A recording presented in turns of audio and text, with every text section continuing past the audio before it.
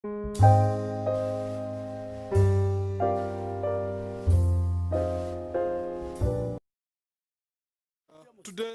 we visit one of the trainees who have been trained in making, installing and use of energy-saving stoves.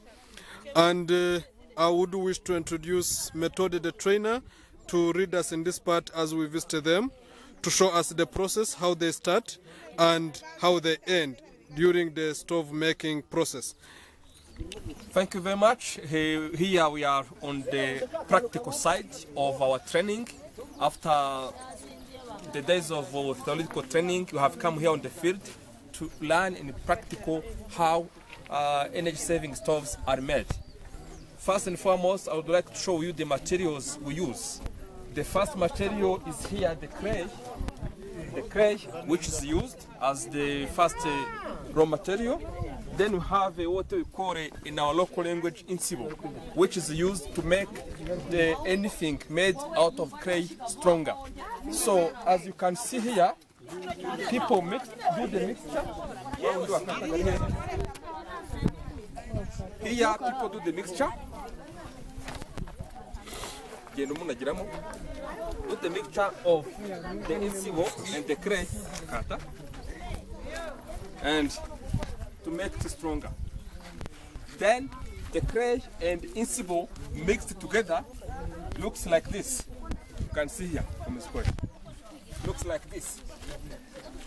And this one is ready to be used for making the stoves. The machine, the kind of machine or the frame to make the stove is over here.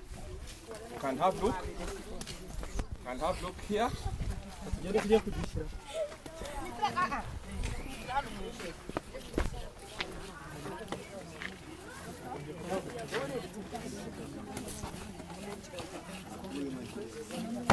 Then this clay is put inside here and is arranged in order to have a made stove. This is the process in the middle.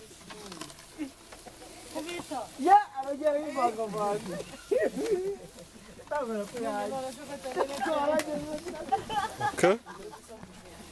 The people you see here are the trainees with their practical trainers who are involved in learning how to make stoves themselves, so that when they are back in their communities, they are able to help the communities to make their own stoves and to use them.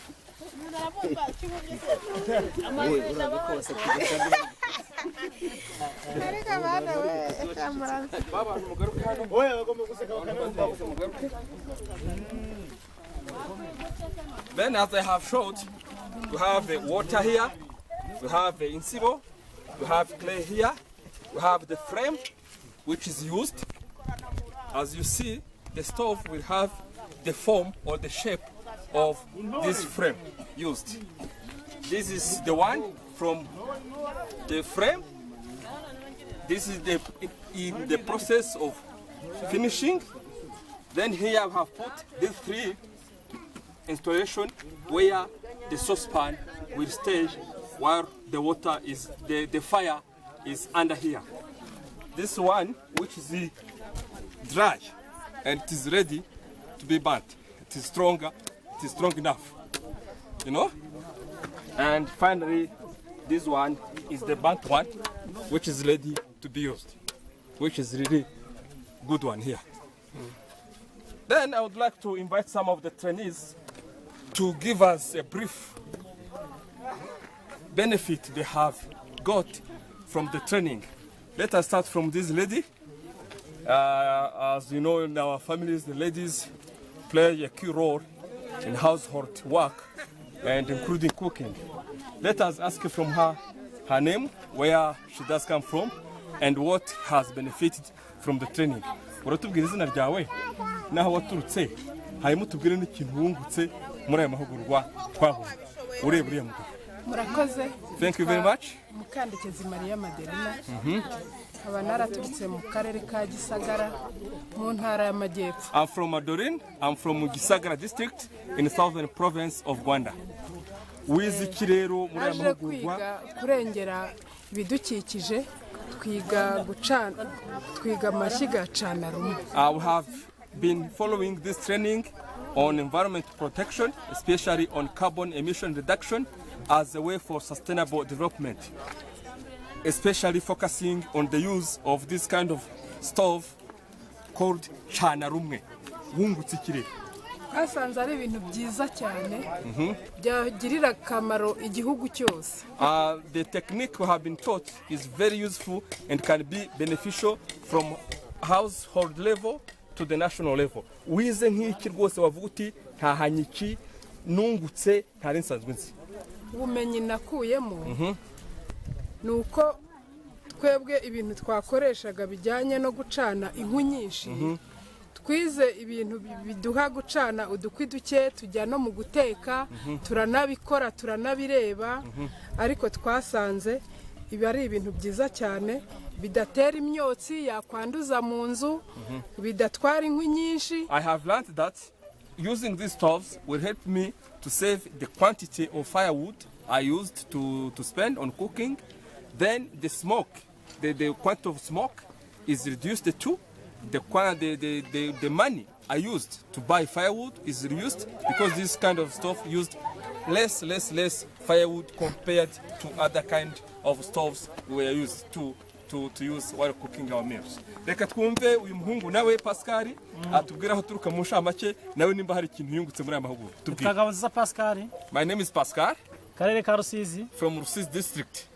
Murenge wa Kamembe. Kamembe sector. Ntara y'Uburengerazuba. In western province of Rwanda.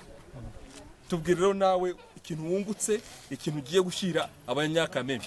Nanjye muri make cyo nungutse gukora ubumenyi, nungutse no gukora rondereza. I benefited how to make this kind of stove. Irondereza inkwi which use less quantity of firewood. Kumvishe ko yitwa cana make. And its name is Canarumwe, meaning use only one firewood. Kandi koko nibyo kuko twarabigerageje dusanga irabikora koko. And we went for practical exercise of cooking.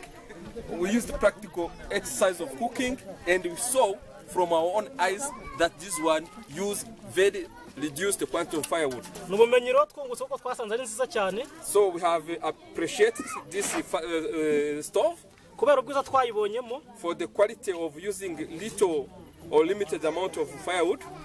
Twarabikunze cyane. We really appreciate it. Turabikunda kabisa. Duhitamo twiga no kubikora umwanya kandi ndibaza ko twaranabimenye. And we have been taught how to make them practically and we have those necessary knowledge to go back and do the same. Ubwo rero nyuma yo kubimenya turifuza icyo dushaka kujyana iwacu. What we go back with no kugenda tukabyigisha n'abandi. Is we go back, we teach our communities. Tugafasha umuryango nyarwanda so that we can help Rwandan communities. Kugira ngo nabo barushaho kumenya ibyiza byo kurengera ibidukikije. To contribute to reduce firewood and carbon emission and using very limited amount of firewood. Wavuga iki se kuyu muryango wa RDIS wateguye aya mahugurwa wavuga hiki? RDIS nayo no muryango mwiza cyane turawushimira. We would like to appreciate what RDIS is doing.